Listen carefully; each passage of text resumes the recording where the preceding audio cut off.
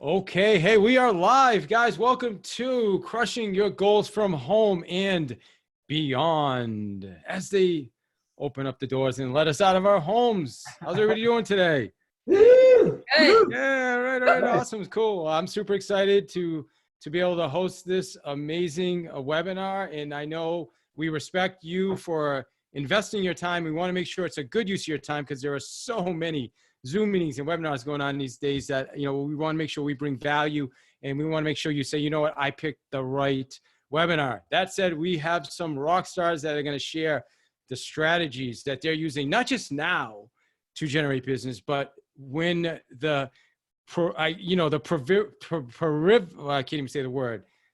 The word is when the doors open. Proverbial? And proverbial. Thank you. Yes, there's my word. You're awesome. See, you're my co-host. Thank you, Tina. I appreciate that a lot.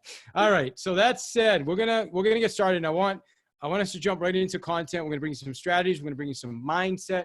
We're gonna bring you some tools and some things. And at the end, the last maybe 10, 15 minutes-ish, we're gonna open it up for questions so you can put your questions in the chat box. And what I will do is if you post a question, then I will unmute you, and then you can ask your question in person, or you can at least dialogue. Does that sound okay? Does that sound okay, Jim? Great. Sounds good to me, man. I love it. All right, good. We're good to go then. All right, that said, we're going to start with Tina Beliveau. Tina, tell us, who are you? Tell us a little about your business and what do you do? Thanks for having me. So hi, I'm Tina Beliveau. I'm a realtor. So I've been an agent since 2005. I was a solo practitioner for the first half of my career or so. In 2013, I started building my own real estate team called the Beliveau Group. Cumulatively over the years, I've sold over 1,200 homes, a lot of that through and with my team members. And my business model is all about referrals, sphere of influence, social media, particularly Facebook, and that's where I've done 90 to 95% of that business. From 2016 to 2019, I was also in a management, recruiting, and leadership role in the brokerage world. So I've had a lot of experience with everything involved with recruiting, retention, training, brokerage operations. I'm now back full on in the real estate agent game at EXP and loving how all of that's going. So I'm in a really awesome place in my business to contribute to this webinar because I am rejuvenating my database after being in management for 3 years. So I'm excited to share more about that. Awesome. Thank you, Tina. We appreciate that. I'm also really excited to be back in the real estate trenches myself. So yeah. Awesome. Thanks for joining us. All right, James Gray. How's it going, my friend? Hi, man. Listen, thanks for having me. Yeah, so my name is Jim Gray. I got into real estate. I got my license in 2013. In a 6.5-year span, I sold 422 houses, built a team. I became a MAPS coach. If you guys know what MAPS coaching is, it's a sister company to Keller Williams. So I had a really great experience coaching teams and emerging teams. In that time. Currently, I'm a co-founder of the Thrive Network, which is a network inside of EXP that has a little over 500 agents in that network, and I'm an executive in charge of agent production. So my days consist primarily of looking at production strategies that an agent can run either from the comfort of their own Zoom link or thinking about what the post-COVID scenario may look like here in the coming weeks and months. So I got to tell you, I spent a lot of time thinking about where we just were, where we are now, where do we think we're going to be, and what are the practices and strategies that'll help, high-minded, growth-minded agents be successful. Awesome, my friend. Well, appreciate that, and I call you the production ninja. So thank you for joining us. All right, awesome. And my favorite secret weapon, which is part of my new network here, is Sean Goerss. And I was wondering who you're talking about. The guy is like a master. I don't know, just whatever. He just figures stuff out. Man, he like builds code, does all kinds of. He'll build a website. Like you're talking to him about like doing something on Google, and he'll build a website for you at the same time. It's nuts. Not quite. Anyway, That's yeah. kind of it. That's kind of it. All right. So anyway, Sean, what do you do, man? Yeah, quick. My background and relevance here is I grew up in real estate. I've been licensed for 16 years, 17 years now. And, most recently last year, my real estate expansion team sold just north of 170 million in volume for about 5 million in GCI and 460 some houses.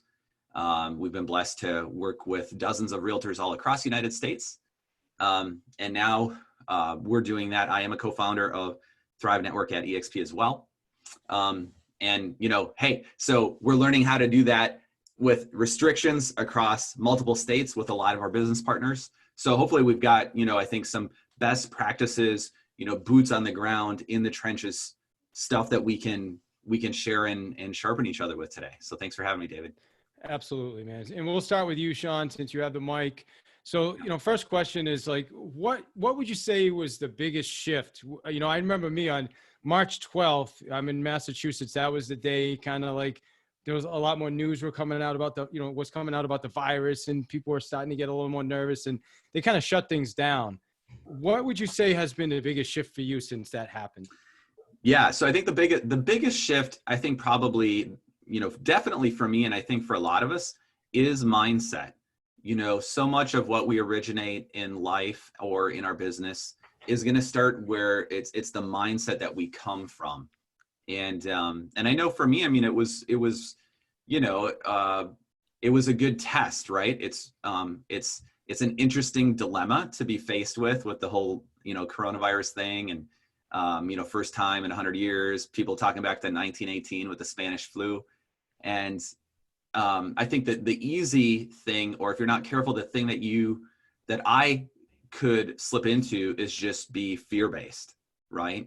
And which is really a dangerous spot to live in, because when you're fear-based, you tend to retract, you go into analysis paralysis, don't take action, maybe even don't take the action you need to, you know, like a burning building, like you need to quickly take action.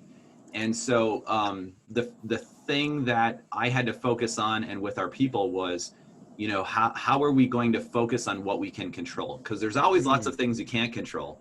This, I think, brought it to the forefront in terms of mindset, is to focus on the things you have control over. So that's what it was for us and for me. I love it. And we'll get a little deeper into that as well. And I know before we started recording, one of the things we talked about was we wanted this to be about mindset, because that's critical, but also what are the strategies and what are some of the, you know, tools that we're implementing, things like that as well. So we're actually in action. So awesome. Yep. So Jim, I'll ask you the same question. What would you say for you? Was it mindset as well, or what does that look like for you? Yeah, well, 100%, right? So, you know, I mean, there's a lot that can be said about, you know, what are the big takeaways, what's going to be different, you know, how do we perhaps modify our behaviors? And here's the thing I'm discovering with the teams I'm working with, and something that I hope will be helpful to the group is, you guys, the fundamentals don't change. The fundamentals don't change. The fundamentals don't change. And here's one other idea. The fundamentals, they don't change. So I guess the thing what doesn't change? What was that? No, what I'm saying is, what's it, the fundamentals? Hello, is this thing on? Can you hear me? What I'm saying is, yes, we can't walk out into the street or go to a coffee shop or meet in a house, right, to create relationships or interact with prospects and sphere.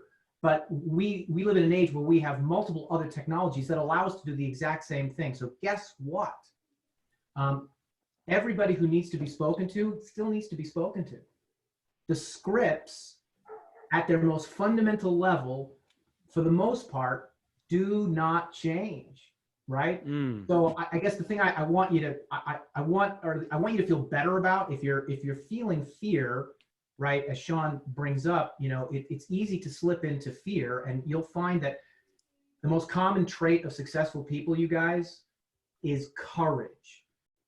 It's actually the most common trait among successful people, is they are just courageous in the face of fear. So if you understand that, look, if you're feeling nervous about where you are with the market and your business, that's good, because you can't be brave without first being afraid, right? That's number one. Number two is just know. The fundamentals don't change. So make your calls, do your follow-up, talk about timing and motivation. And then the thing that's been on my mind lately is that the people you're talking to about selling homes or buying homes, they know less than you do. And even though you might feel like you don't know a lot, you certainly know more than the people who you're speaking to. So I guess I would want you to feel empowered to be okay to say, you know, you don't know what you do know, but you can give probably a pretty good idea of what is going on. And even that little bit will bring a lot of comfort, I think, and value, you know, to the people you're interacting with. Absolutely. Yeah. And I think for one of the things that we started doing right away as well was providing information. Like from day 2, attorneys were sending me information. I was repurposing it, I guess, and sending it out to our database. And people really, really appreciated that because we were becoming a resource for them to keep them informed as to what was going on. And I think, and we'll talk more about that as well going forward. So Tina, same thing, you know, with regards to the shift. Was it also mindset for you, or? There's mindset pieces and action pieces, but I want to speak to the mindset because I had a really interesting awareness the other day. I was on the phone with an agent who's a friend of mine. He is 3 or 4 years into the business, and he is like, he's hungry. He's got the willingness to hustle right now. We were talking about how he's doing through this time.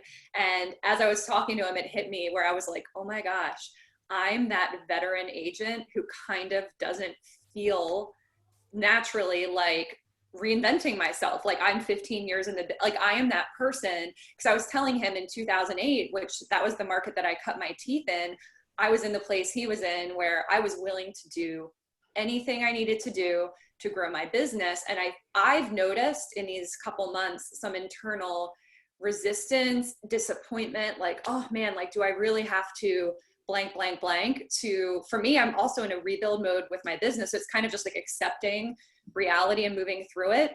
So it was kind of cool in that conversation where I identified, like, I am that veteran agent that I'm going to reinvent myself. Don't get me wrong, but there are a lot of other people who are tired. They don't want to become tech savvy. This is your opportunity to overtake those people and capture their database or capture the business that they're not in front of for whatever reason. So it kind of fueled my fire, but it was also like a, you know, just a reality check of where I've been. So that was one thing. And the second thing that I've been dealing with from a mindset perspective is remembering that results take time.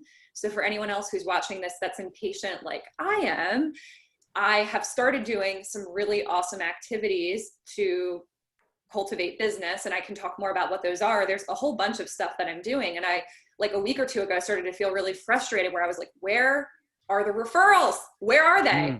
And I've had to talk to myself and remember that this is a cyclical business and I can't do activity today and expect the closing tomorrow. I know that much, but I think it's just this impatience, especially with the pandemic, where it can feel a little bit like we're in an echo chamber where we're doing the right thing, but people aren't. Yeah. And I'm not trying to put a limiting belief, but the reality is, like, we might do all the right things and people still aren't going to pick up the phone because they don't want to shop right now. Some do, but some don't. So just recognizing that the result funnel or timeline might look different because of the place that people are in logistically, financially, and or emotionally. So it's helped me to remind myself, but the other thing is just opening up a little bit more and talking with people I trust, saying like, hey, like, this has been really hard for me. And that's very freeing. Yeah, love that.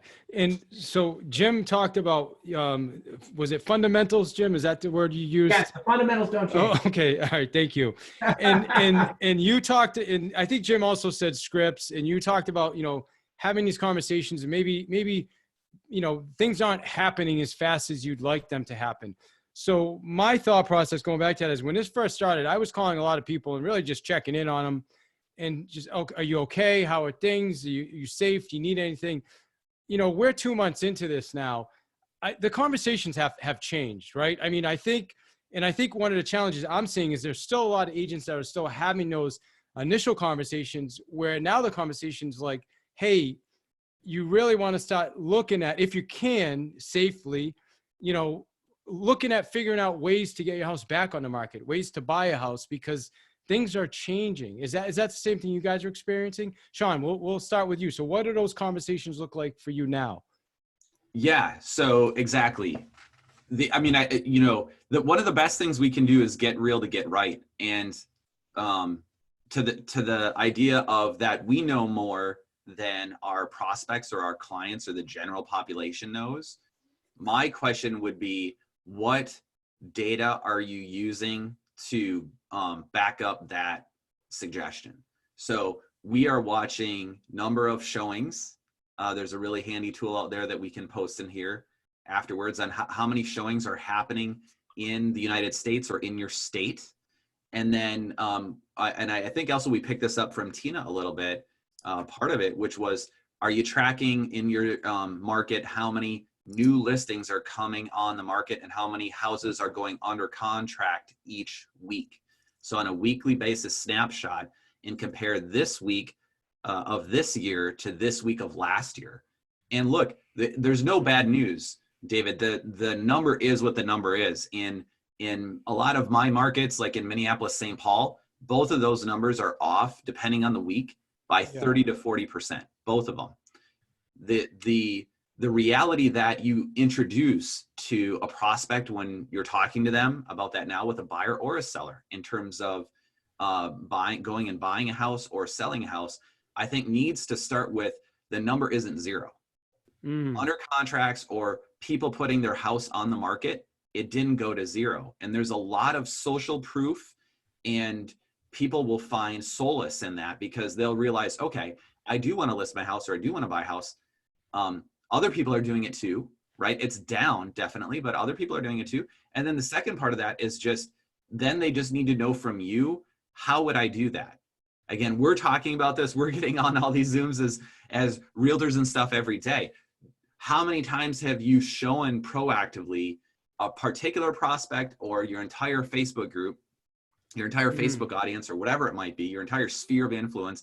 Have you let them know, we have a way to show you properties. We have a way to, and this, this does vary by state and municipality. We have a way to list your house and connect a buyer and a seller. You are playing matchmaker. If you do not show your prospects that you have a plan, you have a way to do it, they will just continue to say, I'm going to wait.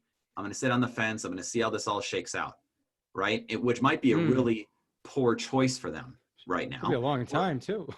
Right, or just a limiting belief, right? And this happened back in 2008. Jim and I have done a webinar on this, of surviving that housing recession. And we had many people who came to us when, Chicken Little and the sky is falling. And they said, you know what, we're just going to wait for this to all blow over in 6 months. We're just going to wait, we'll wait till next summer.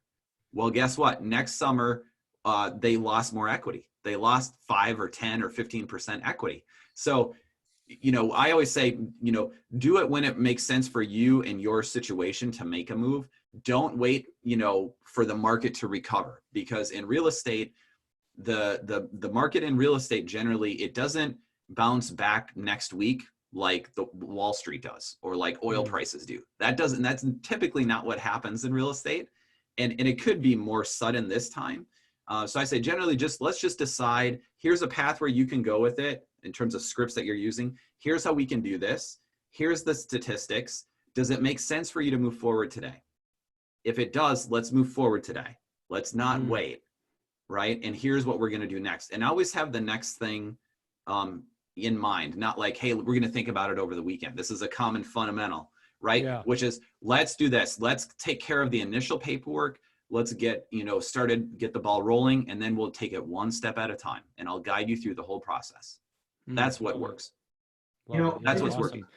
I like to really piggyback on that, because so a fundamental, right, you guys? You'll sell more houses if you're a good listener, right? So listen to your prospects' language. Sean really hit on that. Nothing is selling. The real estate market is tanked. I can tell you that I work in the greater Rochester market. Well, Mr. Seller, would you be surprised to know that at the peak of COVID, in the last 30 days, 2,003 properties have gone under contract. 2,003. And then, by the way, just a little nugget for you. Let the silence do the heavy lifting. So, Mr. Seller, well, I hear what you're saying, but it's interesting. 2003 properties have gone into contract in the last 30 days in Monroe County. And then as that silence lingers, you guys, this is a little ninja move. Here, listen carefully to what they say next. Yeah, no doubt. So what are you saying, Jim? Like, because you're hearing this a lot. We're hearing this. Well, I'm going to wait till the coronavirus thing's over. Like, well, when is that going to be? Right. I mean, I don't know the answer to that, but right. So let's go back to the fundamentals. Yeah. So what would be this is where asking great questions. Well, tell me about that. What's important to you about waiting until after the coronavirus is over? Well, golly, Jim, no houses are selling. You know, that's an interesting thought. Can I tell you, since Corona's been going on? So let's role play that, you and I. I'll be the seller. Okay, how's that sound? Yeah. All right. Sure. All right. So Jim, I appreciate it. I just don't want people in my house right now. Oh, is that right? What's important to you about that? Well, I mean, it's people with a virus. I've got, kids. I've got, I can't forget my wife's sick. Yeah, I don't want to take that chance, honestly. Yeah, brother, I totally get it. What if we could sell your house and not have anybody physically tour it? How would that be? I mean, how would you do that? That's a great question. So that's exactly why we should set a time for 30 minutes. And what I'm going to do is I'm going to walk you through how the magic of technology is allowing us to do that. And it's pretty fantastic. What works for you? Does this Tuesday at 2 work better, or would you prefer to go at 4? Got it. Yeah. So now awesome. let's press pause. Everybody on this call might be going, what exactly am I going to say on that call? And can I say, yeah, isn't it beautiful? You're going to spend the next 24 hours getting the answer to that question. And then guess who you are? Now you're a baller, because you're going to have that meeting. You're going to sign that buyer. You're going to be Superman and move on to the next. Awesome. Woo! Awesome. Love it. I'm tired. I need to go make some calls. All right. So ready. What are you saying, Tina? What are you saying to people now? Are you having those real deep conversations? Like, I know I was on a call with Grant Cardone a couple of weeks ago, and he's like, listen, you just got to be brutally honest with people right now. You got to tell them their house is turning into a liability as they're waiting. I mean, are those similar to conversations you're having as well? Yeah, I think I've always been really consultative. So it helps me to be armed with simple statistics that prove whatever point I think needs to be proven. I think Sean made a great point of figuring out, diving deeper into someone's personal logistics. Like, is it the right time for you to be moving regardless? Like, do you even know what your house is worth right now? Like, figuring out what the actual objections are, just like that role play that you just did. Like, that was just genius. So I think it all lies in having a real life conversation. It's hard to do over email. This is actually a perfect story. So we had a really nice listing. We were set to do everything, video, marketing, etc. And then we got the shelter in place order the day before the photo shoot. And the seller was just like, no, we stop. And it was disappointing because I knew that the listing would have sold within a few days, even if we had just moved forward, but she didn't want to. She wasn't comfortable. So we cooled our heels a little bit, and then she wanted to just kind of disengage. And I said, hey, can we get on the phone? We had a whole conversation. It turned out her bigger concern was about the logistics of her home sale contingency and buying and selling at the same time and how everything was going to work. Unwound the entire thing, walked her through a solution, which was a fast closing with a long rent back, and talked her basically into being a coming soon listing with video tours only. We did that. I'm expecting a really good offer on that property today. It took 4 weeks, that whole thing that I'm describing to you, and it would have been easy to give up, but the only way that we uncovered what was really going on was by getting off of email and text onto the phone, figuring it out, listening, and that's a $700,000 listing. That's double our average price point. So I'm psyched. And that never would have happened without that one conversation about timing. Yeah. I think it comes down to questions like you've all said. Let me ask you this, as we're dealing with this, we're dealing with our own stuff too, right? I've got family, I've got kids home, things are more challenging. There's a lot more no's than we're accustomed to. we had five, I think, sellers plus that were supposed to list with us that have all put things on hold. And it doesn't matter what I said, they're just not prepared to do anything. How do you stay motivated with all that going on, Tina? Like, what do you do to keep your mindset right and stay motivated in the midst of all this? Oh gosh, that's a really good question. It's been a combination of things. Exercising in the morning really helps me. I have a spin bike in my house, and I found even just like a 10-minute warm up, whether I do like an epic workout or just get myself moving, it is the number one thing that defines whether I have a really great day or an okay or possibly bad day, like psychologically. So that's been huge for me. Connecting with people. I love being on this Zoom, but in general, Zooms don't give me a lot of energy. So I've been doing a lot of like text and phone calls and just finding ways to feel good inside of what works for me and giving myself permission to just opt out of anything that doesn't work for me and not like doing things out of a sense of duty or obligation. And then I think it's just a really important time to lean into our strengths, which looks so different. Even just knowing the four of us that are the presenters on here, we all have really powerful strengths that show up differently. For me, I am just a prolific Facebook user. It's been the number one driver of my business this entire, well, Facebook has been out since basically I became a real estate agent. And I had never made a group for my clients. I had thought about it and had limiting beliefs for years about whether it would be good. Would they like it or not? Would it feel like too weird for them to be clumped with a bunch of people they don't know? But finally, I was just like, let me get over it. I've launched the group and it's awesome. And it gives me a ton of energy. And it's one of my favorite things to do right now is just pour into that group.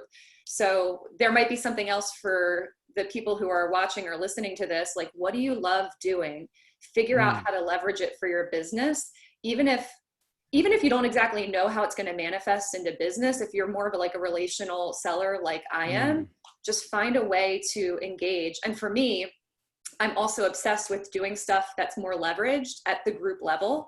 So for me, Facebook group work is a lot more effective than one-on-one conversations. I'd rather nurture them till they come to me and want to have a one-on-one. Yeah. Sounds like you get your energy from people and from relationships. So that's important. Mm-hmm. So you stay engaged in those relationships, which helps. Right? Yep. So yep. For me, I'll run. I go run.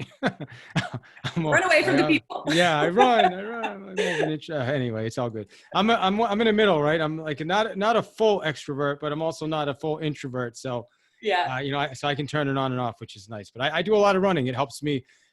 Exercise and running is so important. It's critical to me. And if I don't do it, I don't feel right. So what about you, Jim? Same thing. How do you stay motivated in the midst? Well, the good news is I feel no compunction to exercise whatsoever. So for those of you who don't exercise, walk on. There you go. Yeah. Yeah. So, it's interesting. I'm a big one on, I call it managing inputs. So we have to be so careful on what we let in, right? So if our mindset really does essentially if it really is the determiner of the power of our activities, then we want to be really careful what goes in. I'll give you an example. I will not watch the news, especially right now, right? I will not watch the news. That's not to say that I'm unaware of what's going on, say with COVID, right? I'm getting my news in a particular way on that so that I can limit that, because I'm the type that I know myself. It'll start to depress me, or I'll start to feel fear over that. You know what I mean? So I understand that I gotta watch that. The other thing too for me, by the way, this might seem kind of odd in the Zoom culture. I shower and shave every day, and I dress for work every day. So for me, I don't roll out of bed and then roll into my home office, right? I make a clear, this is just me now, this is a habit of mine. I make a clear demarcation. I'm going to work. I'm in a professional business dealing with professional people. So I want to show up as a professional. So just that particular desire of mine, it kind of naturally fuels my mood, in a good way. So that's what I do. I love it. It's funny. There's someone on this call now, and he knows who he is. I was on a webinar with him about a month ago, and I hadn't shaved my head, and it is intentionally shaved bald, but if it grows in, it grows in as like a horseshoe. And he's like, dude, what's up with your hair? And I was kind of like my wake up call, like, oh man. So, ever since that day, I've been shaving my head, keeping it nice and clean, wear a jacket. Yeah. It's important. It makes a difference. It makes a big difference. For me, it does. Yeah, absolutely. And you don't have to shave your head clearly. So Yeah, you're in good shape. Sean, you and I, you can relate though, right? So Totally. what do you do to keep your mindset strong, man? Okay. So keep motivated. I love it's similar to what they said. I think like knowing yourself, you can, if you want some good self-exploration on this, take a disc profile, or there's another one that my wife talks about all the time on her podcast, which is the Myers-Briggs. So there's 4 different metrics with 2 different variables. So you end up with 16 possibilities. And that has really helped me to better understand myself, where my energy comes from, how to manage my energy in different areas of my life, whether it's physical, spiritual, emotional, mental, professional. And I had a transformational coach, David, a wonderful transformational coach who helped me to understand how one part of my life impacted all the other parts of my life. So if things aren't going well for me physically, if I'm not eating healthy, or I also go for runs, which has actually been a breakthrough for me because I was in some major car accidents 15 years ago. And really, I used to be an avid runner like you. What was it? Over 5 miles on your 51st birthday or something? Is that right? 5.1. 5.1. Just normal day in the trenches. Yeah. So like until COVID, that would have been like completely undoable for me ever in the last 15 years. So I've had to find ways to exercise or get back into that and be able to manage my physical, because I know it's going to impact my energy at work here. It's going to impact my energy with my kids. It's going to impact my mental state, even just with, all the positive endorphins and chemicals in my body. And so I would just encourage those of you that are hearing this, understand yourself and understand that what you needed 2 months ago is different. Like we say, like a new normal, it's a new normal for yourself. And be okay to keep some things the same, keep some routines the same. And I do similar. I try to keep my routine the same. Doesn't work 100%. At the same time, there are some things that you have to look up and say, excuse me, they really need to change. Or I need to be flexible in that area. I need to give myself grace. I need to give myself the flexibility to say, I am in a new normal. Not everything's going to be the same. Look, we have 4 kids. We homeschooled before COVID. Okay. However, I didn't work from home. And so that's been an interesting thing. So I'll just give you a simple thing. One thought I had on this is, okay, I'm going to work from home now. One thing I'm going to do a little bit differently is I am going to take my breaks where I normally just go down to get coffee, and I'm just going to say hello to a kid that I see. We have children that walk all around our house and are always doing something different, which is amazing. They've got frogs and iPads, or they're doing schoolwork, or they're drawing, or they're fighting, or whatever it might be. Are these your kids or just random kids in the neighborhood? I know. Just you never know where one's going to pop up or what's going to be happening when you walk out of the room. So things like that, give yourself the authority to not keep everything the same. Also probably realizing that most of us are creatures of habit, and that if you change a habit in one part of your life, it can really impact the other parts of your life. So be careful, right? Be careful what you keep or what you change. I love it. So I want to start to shift gears a little bit, but for everybody on in about, 10 minutes or so, I'm going to open it up for questions. So if you have questions, you can type them in the chat box, and we could even unmute you if you want us to. All right. So based on what you just said, I find it hard sometimes, Sean, to kind of shut it down. And I think Jim may have touched on this as well. I'll find myself rolling out of bed in the morning. I get on my knees, say my prayer, and then I'm on my computer. And there's been days, and I'll make myself exercise during it. Like I'll go get a cup of water and do 50 push-ups or something. Then I'll come back, and I'll do that all day, you know. But then I'll find myself at the end of, you know, it's like 7:30 at night, and I'm still sitting in front of this computer. That's not good. How do you shut that down? Are you able to shut that down? Is that just a crazy? I mean, that's a challenge I've always had, like, especially for those, you know, who are high Ds or high drivers, which I am. So, you know, what I find is two things. So one, things that require my full attention. So it could be walks with my kids. Lately, like my son and I have started playing video games. And like when I'm doing that thing, then I don't have time to check my phone or think about 20 other things that I could be thinking about. I just have to think on that one thing. There's something cathartic about that. Dates with my wife, we do in the mornings, once a week with coffee, where we literally drive, where our kids are just old enough where we can literally drive away from the house and get a coffee in the car and drive around. And then the other big thing is find things that I enjoy. So I enjoy movies. You know, we're actually traveling right now, so that's been an interesting component of it. And you know, this is a little self-admission that I'm kind of a techie guy, so I'll purposely like find content that I like, a video or something really techie that I want to learn more about. This is gonna sound nuts, right? And then like I watch that after like 8 p.m. So I give myself the authority to find stuff that I enjoy, that will take my entire focus off of work. And frankly, I mean, I'll just be honest, I have been working a lot. I've been working a lot. We're launching this new business. I mean, I've been putting in, and we've been talking to the agents about this, you know, if you're not getting the results you want, I mean, to a certain extent, there are periods in everybody's life where you need to crank, you need to grind. I'm talking like, you know, it could be hours, it could be intensity. For me, it's been both, and it's been 60, 70, 80-hour weeks. And I talk to my wife about that ahead of time when I can. But for some of us, that's just what you need to go do. It'd be like going and getting a second job, right? Like sometimes you just got to do it.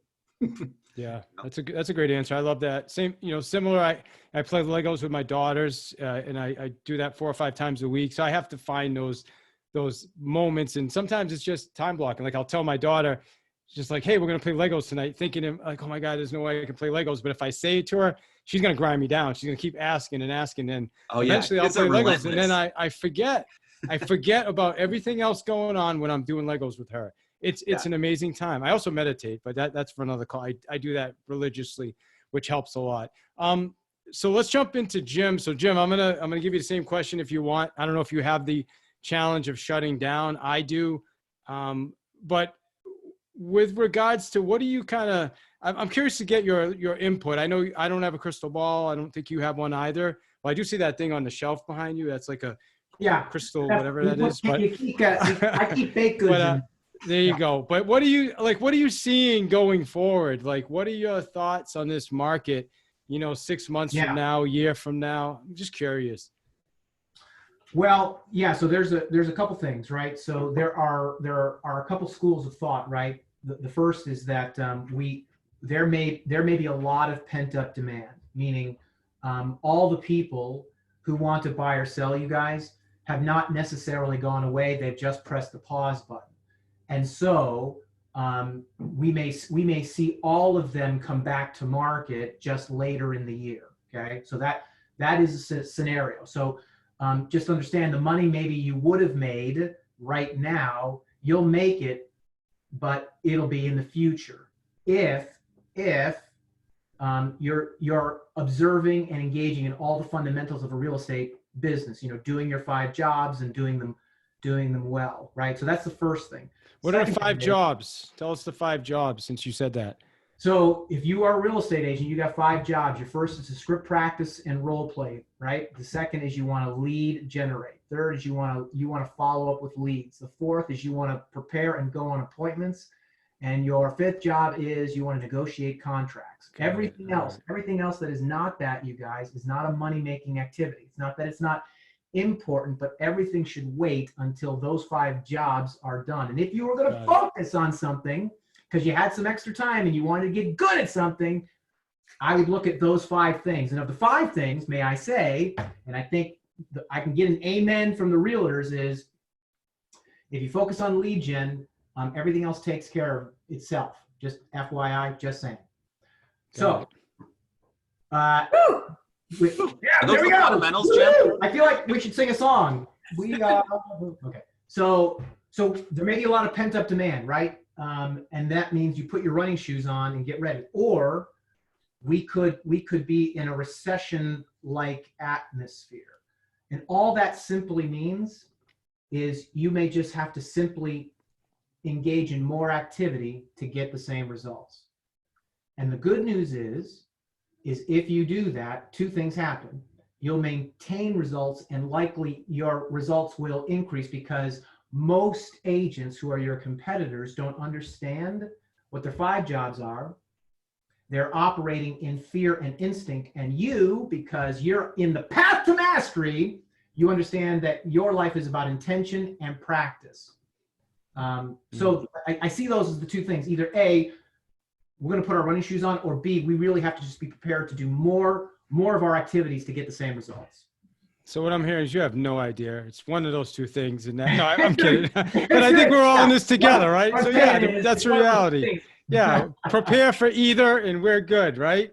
Well, I mean, that's Well, you need to lead generate either way. yes, Yeah. that's what I'm saying. I'm messing with you, Jim.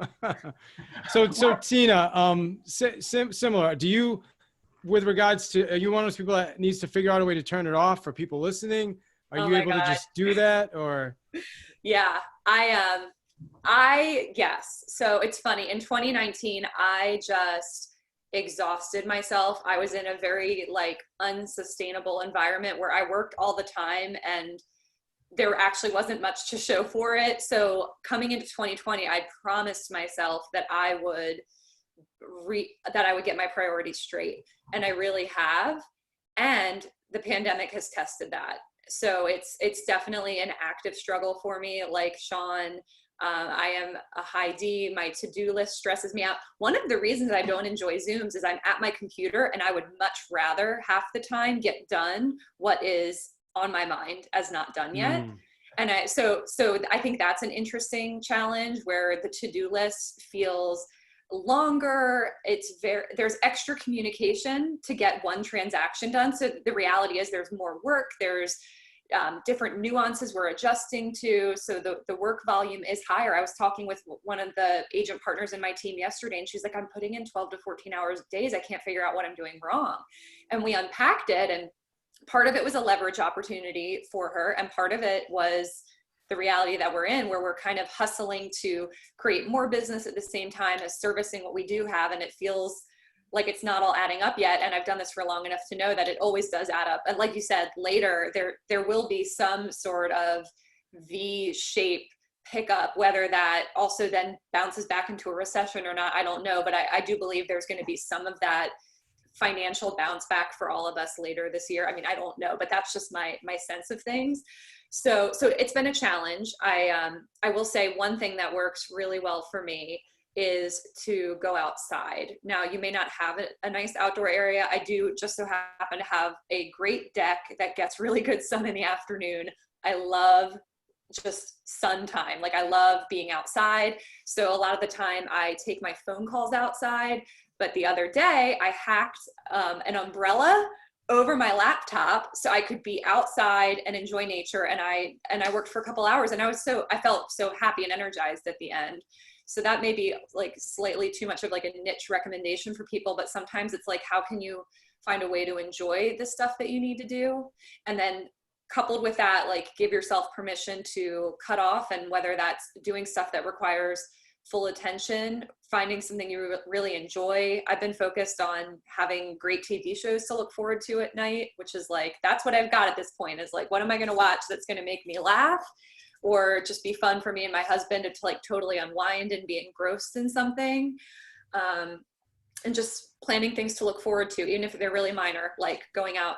The other night, we have dogs. We don't have kids yet. So we went out to a pet store to buy toys for the dogs. That was our Saturday night outing, but we planned it, and it was something versus just sitting in the house again for the night. That's great. That's awesome. Thank you. All right. So any questions? If you guys have questions, feel free to type them in the chat box. And I want to talk about strategy, though. I want to go right across and each of you give kind of like a strategy. So if I was going to give a strategy right now, I'd say the key thing we want to be doing is focusing on motivated people. So finding motivated people, right? So there's sellers out, not everybody's motivated, but there's going to be sellers that are motivated and that can sell. So an example would be a new construction home that's vacant, right? So a builder that has vacant homes, they're going to be motivated. The houses are fairly easy to show, right? Another example of that might be somebody that has a property that was an investment property that nobody lives in. So how do you get in touch with absentee owners, people that own multiple properties? Maybe they have vacant properties that they want to get rid of right now. So finding motivated people. So what would you say, Sean, is a strategy that you want to give all the people listening to this? Well, right now, Jim and I are really focusing on sphere. So I think going back to your sphere and like Tina mentioned, a Facebook group, anything you're doing to re-engage and educate your sphere and to be the real estate economist of choice. Now, with sphere, there's a couple of things that matter in terms of as a lead generation strategy, tactically, David. Number one is that that the frequency of connection with your sphere is such that you're always top of mind for them. So you're activating their RAS probably 3 or 4 times a month. I think we've metriced anywhere between like 52 touches. 3 or 4 times a month, you said? 3 or 4 times a month. So I'm talking like where you could add up the list on a spreadsheet of how many times you're touching your sphere and it should be probably for most realtors, what we find is between 52 and 108 touches in a year.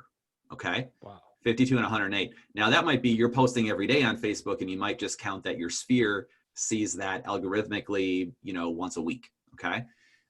So I think frequency is one part, and then the number of people in that database. So if you legitimately went through your sphere and you've tagged them somehow, and let's say you've got 190, for most people, the tipping point seems to be around 250 to 300. You can go past that. You can be at 400, 500. Just make sure the touches, and as many of them are automatic or one-to-many leveraged is awesome. And then I think the other part with your sphere that people forget about is it is okay to ask, and it is actually healthy for you to ask for business. So come from contribution, and it can be asked for business, not in the sense of like, hey, who do you know today who's thinking of selling? Now, that probably worked pre-COVID. I learned that script from one of my coaches, Tony DeCello, right? That might be the case today. Or you could just condition them something like, David, I'm really coming from contribution and reaching out to anybody who has a real estate question. As I mentioned that, David, who's the top person that comes to mind that might have a real estate question that I could reach out to and just see if I could help them? Just coming from contribution. You will ask that question, only 10% of people or so will probably have a response for you, sometimes even less. It doesn't matter. What you're doing is conditioning your people for that you're the person that can help. And now when they talk to their friend who just had a baby and they do want to sell their house, or they have a vacant investment property that they need to sell, so there's the numbers part of it, and then there's how you're actually activating your people to refer you. And both of those are equally important right now. They might be some of the strongest referrals, the strongest types of business. By the way, it's the lowest cost of business. If you have more time than money, then it's either going to be your sphere or it's going to be straight up prospecting to have not mets, right? And there's a lot of strategies out there for both of those, but sphere tends to be the one that you can have the most influence over in the short term. Awesome. Yeah. So good, Sean. Yes. Yeah. Yes. So Jim, same question. What strategy right now? What would you say? Yeah, I mean, we're listening because the market, because there's a lot of upheaval and uncertainty. Although I think we can agree, it looks like people will be freer to engage in business. So what that naturally means is we're going to see. I would be dusting off your FSBO and expired scripts. Yep, FSBO expireds. We were talking about short sales. If you have not lived through and been a real estate agent during 2008, we are dusting all of those off, and Yeah. you know, we'll even have a system at some point here for people that want to get back into that, being able to counsel people. You know, look, if home prices go down, kind of maybe what Grant Cardone was referencing, David, if home prices go down 10% and you put 10% down, even if you put 15% down, and let's say home prices go down 10% over the next 15 months, all those people will be underwater. And that's not necessarily a bad thing, but if they lose their job and they're underwater, you need to know how to coach them. Yeah. And you want to be ahead of that. And if those people, in many cases, you know, depending on your market, they can kind of generally do that math. They'll want to sell their house. They realize they can't use a realtor, or they think they can't. And so they start as a for sale by owner, right? So, you know, someone who is intentional and skilled will likely, you know, help them sell that house as an agent.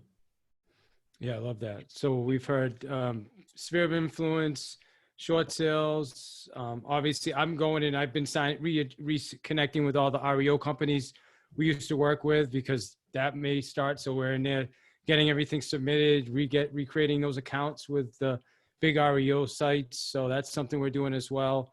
How about you, FSBO's expireds? Obviously, they're out there. Those are motivated people too, usually, especially expireds. Yep.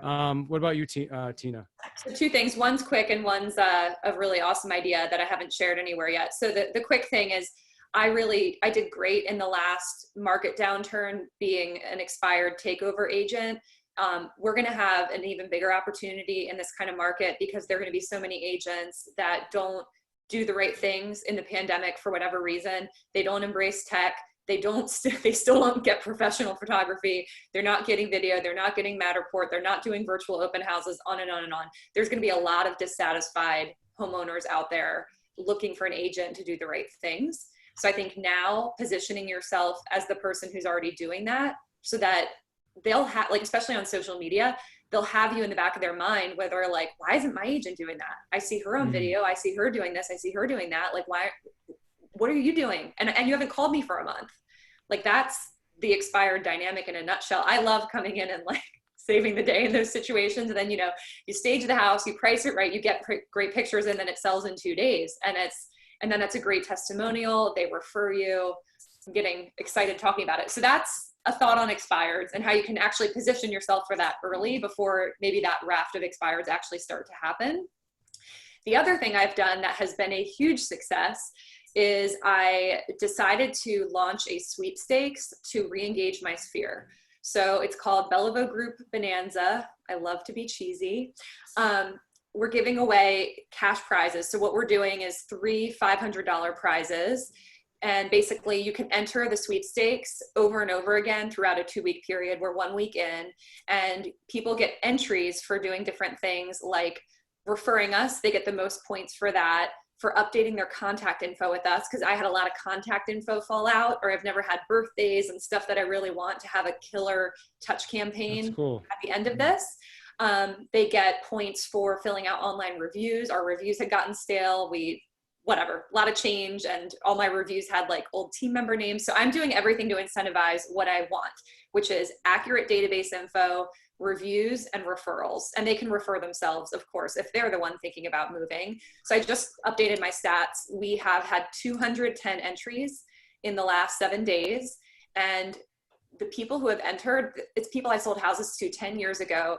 They never come to my client parties. They've opted out of other stuff. They don't engage at all, but they entered the sweepstakes. So, I'm psyched about it. And at the end of this, I'm going to update my whole database, get all the data in, and then move forward with revamping my 36 touch overall. I found great software to do it. So if anyone wants to hear about it, I think that it's a really valuable thing to be doing. And we've had, I think, 6 referrals come in the last week. And quite frankly, I haven't even pushed it down people's throats as much as I could. So we're going to be picking up the phone more and making sure people know about it, or are going to keep doing their entries, because there's 11 ways to enter. So hopefully that kind of percolates as an idea for people, but it's been again, one-to-many leverage that puts a smile on people's face. And at the end, we're going to have that social proof. I'm going to do like a big dorky check or something dropped off at their houses to really make an impact. It should be like the Publishers Clearinghouse thing. That's what I'm talking about. Yeah, like Steve Harvey shows up with like a entourage, right? That's awesome. I was talking to an agent earlier today, and she is actually every day she's calling her sphere of influence and asking, do you want ice cream or do you want pizza delivered? Yes. And she's going out and she's making it like, she's not saying, hey, do you want me to come? She's like, which one do you guys want? Ice cream or pizza? How cool is that, right? I was talking to her earlier today. It's a great idea. All right, so we're in wrapping up. We've got 3 minutes left, so we're going to be quick. I know, James, you have a hard stop at 2, so if you have to go, we respect that. Thank you. Actually, we'll start with you then. Why don't give us what's the greatest thing you learned from the COVID-19 pandemic? I'm gonna end right where I began, friends. The fundamentals don't change. And the greatest trait of successful people is courage. So do the right things and do them fearlessly. That is my personal formula for success. Love it. Thank you, sir. All right, Sean. Be prepared. So like you mentioned, hustle in the short term, put the pedal down, and focus on what you have control over, focus on the activities. The results will come. If you're not seeing what you want now, change one thing at a time, check yourself on the fundamentals, and then have patience in the long term. So hustle in the short term, have patience in the long term. Yeah, it's awesome. Perfect. Yeah. And Tina. Mine would be work inside of your strengths. A huge part of what wasn't working for me in 2019 is I was in a role and also a situation where I just wasn't working in my strengths, and it was exhausting. And I promised myself that moving forward, I would only work in companies and in situations where I could do what I'm naturally good at. And I think the pandemic has highlighted that, because especially when we have days that are draining, things are hard, they're not working out. It's hard enough to work in my strengths, let alone like work on my weaknesses when there's other stuff pulling at me. So I think I would just encourage anybody watching this to like think about what brings you joy, what's been your favorite way to lead generate, what's been your favorite kind of client to work with, and dig into that. And I just know through experience that that always works. Awesome. Well, listen, everybody, I just want to thank you. It doesn't look like we have any questions, surprising, but it's okay. I am in the process of writing my second version of the sales playbook. So we're about 8 weeks out. Sales playbook, next level. We're not exactly sure the title yet, but I'm super excited about it. And I'm going to be sharing not just the strategies of prospecting, but sharing some of the ways I was able to get people like Gary Vee and Grant Cardone and Mel Robbins and people in Harv Eker, and the things that I did, like the whole process of getting them on my podcast and having relationships with those people now. It's the same thing you're going to use in your business. So please check out give me about 8 weeks. We'll have the new book out. I'm excited about that. If you have questions about anything we talked about today, shoot me a text. That's the easiest way. Or get me on Facebook. A lot of people are watching in our group right now. But any questions, the people that you just listened to, I'm privileged to have them as part of my team now. So we all work together. We support each other. And hey, we're growing, and I'm really excited about this. And if anybody's interested in learning more about that and learning about what it would look like to be partners with us, same thing. You can reach out to any of us. Sean, what's the best way to get in touch with you? Yeah, you just hit me up on the Facebooks and stuff. That's the best. Sean Goerss, like horse, but actually spelled different. How do you spell your last name again? I think it's displayed on there, so it's yes, it is. Goers. Yeah. All right, Tina, same thing. Same thing. Find me on Facebook. It's my place. Awesome. Well, listen, I appreciate you guys. Thank you for your time. Everybody, thanks for spending your time with us. I hope this was valuable. I hope you got what you came for. And if you didn't, for some reason, reach out to me and we'll make sure that you're made whole. So thank you guys, and enjoy the rest of your day. Thank you. Thanks, David.